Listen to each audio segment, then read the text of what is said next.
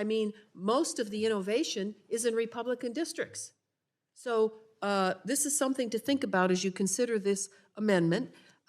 These investments include 213 solar and wind manufacturing plants, and the bulk of the new clean energy projects are distributed in what we call here, this is like the battery zone. It goes all the way from Ohio down to Georgia, but most of that is in Republican districts. This budget resolution is more than numbers on a ledger. It's a blueprint for restoring America's security, prosperity, and leadership in the world.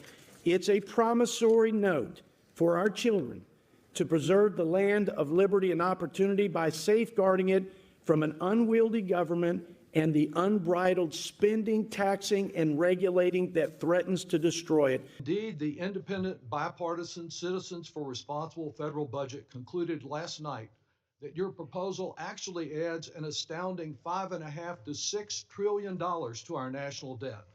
The true name for this bill is reconciliation, W-R-E-C-K, because you make a wreck of our national debt and ever bringing it under control, and you take a wrecking ball to vital initiatives that our middle class needs. Let me be very clear. This is not about abandoning our global responsibilities. It's about investing in the very foundation of our nation, our communities, our families, and our future. It's about ensuring that the hardworking people of South Carolina's 3rd District and all across the nation are not left behind while resources are directed to woke programs that do not advance American interest. So my question to our witnesses is very simple. What went wrong, and why did the oversight measures fail to prevent taxpayer money from being spent on wasteful programs that don't put America first? The congressman citing a report showing the agency spent more than $45 billion to increase tax enforcement efforts which target the middle class. Congressman Moran also highlighting information showing the Treasury Department experienced at least one cybersecurity breach by Chinese hackers last year. They were able to steal thousands of documents. I'm very proud to be a co-sponsor of the pending bill, H.R. 1156. That would extend the statute of limitations deadline for the prosecution of pandemic unemployment insurance fraud for an additional 5 years. GAO, as we probably know, estimated as much as 100 to 135 billion in UI benefits were lost to fraud during COVID, only about 5 billion of which has been recovered. I think that's quite a lesson that shows how much work we have to do as it relates to taxpayer dollars being spent. Wanted to let you know about some legislation I introduced just this morning in the House. The Gold King Mine Spill Compensation Act is a bipartisan piece of legislation.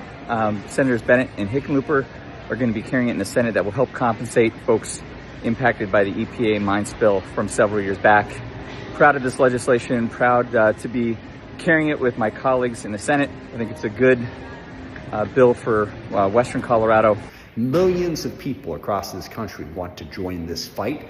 We need to bring them together, lead them, and organize. And that's what we're going to be pushing to do, is to come up with a better, calm strategy that drives our message relentlessly. I'm going to have a lot more to say about this going forward, but this is what we need to do. I urge people to keep calling members of Congress to organize this effort. It could not possibly be more important.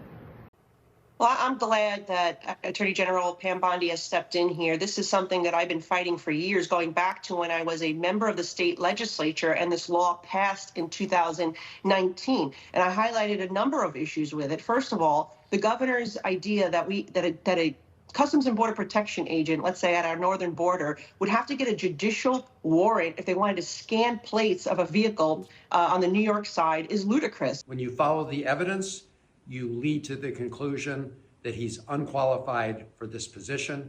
I'm voting no as Democrats hold the floor.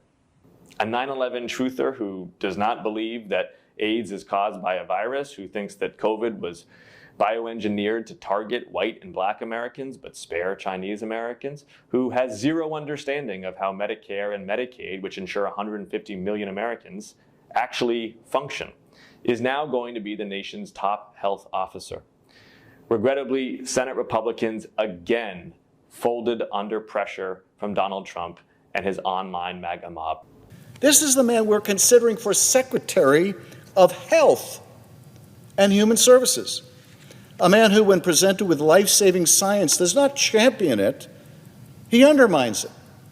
A man who, when given the choice between protecting public health and indulging conspiracy theories, chooses conspiracy every single time. I'm actually very appreciative to Elon Musk, the smartest guy in the world, one of the richest guys in the world. It's volunteering to do this for our country and exposing their reckless spending and abuse of taxpayer dollars. I'm grateful for it. I completely agree with you, Sean. Elon Musk is giving our entire country an inside look at the actual fraud, waste, abuse that's been going on for decades. And Americans are cheering and cheering and cheering. Advice and consent. No, JD, it's not advice and go f yourself. It's advice and consent, a responsibility that we take seriously. And if we're going to remain a democracy with checks and balances, we're going to need to continue to take it seriously, and that's the truth. The consequence of this unchecked power, a billionaire's unchecked ability to take earned services away from American families, distort markets for personal gain, and influence the future of American democracy. It is time to ask the tough questions. Are Republicans enabling this concentration of power, and who's really benefiting from this arrangement?